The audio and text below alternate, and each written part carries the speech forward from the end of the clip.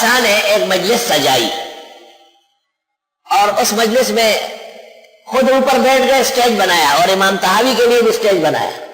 اب باقی مولویوں سے کہا کہ نیچے بیٹھو، تاسو لئی اٹھو، مسئلے ٹوڑے غلط ہے ہوئی تاثر گو رہا. امام طحاوی رحمت اللہ علیہ خفاؤ کہ علماء میری وجہ سے بستی میں چلے گئے.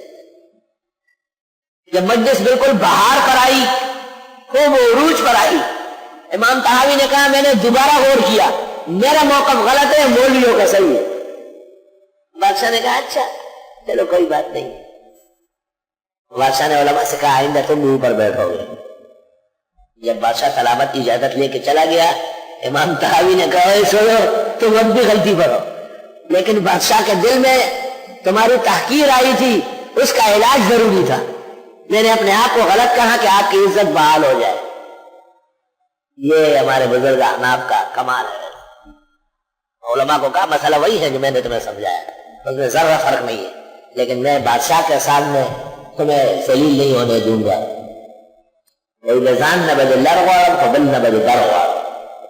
الحمدللہ. تو جتنی تفصیلات احادیث مبارکہ میں ہے، حقیقت میں احادیث بھی وہی ہے، البتہ وہ غیر مطلوب ہے. پیغمبر کے الفاظ، نقوش اور عبارات میں مولانا اشرف علی صاحب نے اس کی عجیب مثال دی ہے کہ قرآن بھی وہی ہے لیکن الفاظ اور معانی دونوں منزل من اللہ ہے، اور حدیث بھی وہی ہے مگر الفاظ، نطق، نقش، عبارت پیغمبر کو اجازت دیے کہ آپ اپنے الفاظ میں سمجھائیں. مطلب ہمارا آپ کو معلوم ہو گیا وہ یہ منشاء الہی اور منطوق نبوی، اس کو حدیث کہتے ہیں. امام بخاری نے اسی کو ثابت کرنے کے لیے بدل الوحی قائم کی. افسوس کہ بخاری کے استاذ کو بہت زیادہ وقت نہیں ہوتا ہے دور تک بات سمجھنے کا. امام بخاری نے بدل الوحی میں یہ آیت لکھی ہے کما انا اوحینا الیک کما اوحینا الی نوح والنبیین من بعدہ، کہ ہم نے نوح علیہ السلام اور ان کے بعد پیغمبروں کو وحی کی. اب نوح علیہ السلام کو نہ کتاب ملی ہے اور نہ صحیفہ ملا ہے، وہی کس چیز میں تھی؟ نوح علیہ السلام کے الفاظ. تو جب نوح کے الفاظ وہی ہے تو محمد رسول اللہ صلی اللہ علیہ وسلم کے احادیث میں وہی، یہ ثابت کرنا چاہتے ہیں.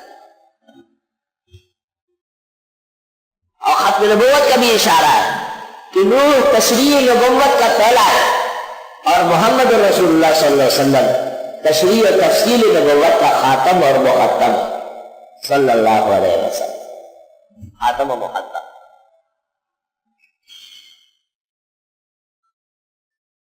تفسیر کی دوسری قسم قرآن مجید کی آیات کی تفصیل جو رسول کریم صلی اللہ علیہ وسلم نے فرمائی.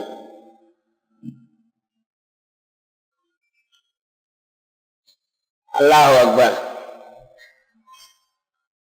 وما جعلنا القبلة التي كنت عليها، وہ جس قبلے پر آپ رہے تھے اور ہمارے کہنے سے آپ نے بیت المقدس کی نمازیں پڑھی ہے. قرآن کریم میں کہیں بھی موجود نہیں کہ پیغمبر کو بیت المقدس کی طرف نماز پڑھنے کی اجازت دی، اور اللہ فرماتے ہیں کہ یہ اجازت آ چکی ہے. یہ اجازت پیغمبر کے الفاظ و احادیث میں آئی.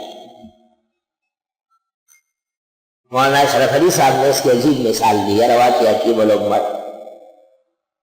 حضرت فرماتے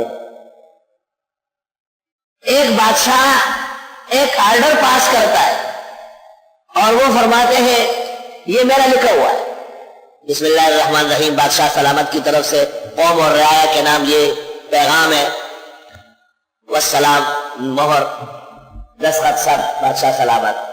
وزیر کو کہتے ہیں یہ پڑھ کر سناؤ قوم کو، پھیلاؤ اسے. وہ پیغام خداوندی وہ قرآن مجید ہے، جو کہ تو لفظ اور حرف، پیرایا اور کنایا منزل من اللہ، وللہ الحمد اول و آخر. اس میں نبی کا کوئی کام نہیں. سورۃ یونس میں ہے، یونس میں قل ما یکون لی ان ابدلہ من تلقاء نفسی، میں چاہوں بھی تو تبدیلی نہیں کر سکتا. لا الہ الا اللہ نہیں لگا، وہ تو جو کا تو ہے، منزل من اللہ ہے. جس کو ان لوگوں کے ہاں ڈائریکٹ نریشن کہتے ہیں. ڈائریکٹ نریشن، کلام راست بلا واسطہ. کبھی ایسا ہوتا ہے کہ بادشاہ اپنی منشا کے متعلق اپنے ایک معتمد سے مطمئن ہوتا ہے کہ میری بات آپ سمجھ گئے، اب آپ بیان کریں ان کو، سب کو بیان، مجھے اطمینان ہے. یہ احادیث ہے. پیغمبر خدا صلی اللہ علیہ وسلم اللہ تعالیٰ کے عبد معتمد ہے، حبیب مستند ہے. خداوند تعالیٰ کے منشا اور رضا سے متعلق تفصیلات آپ نے احادیث میں فرمائی ہے. یا رب صلی وسلم علیہ.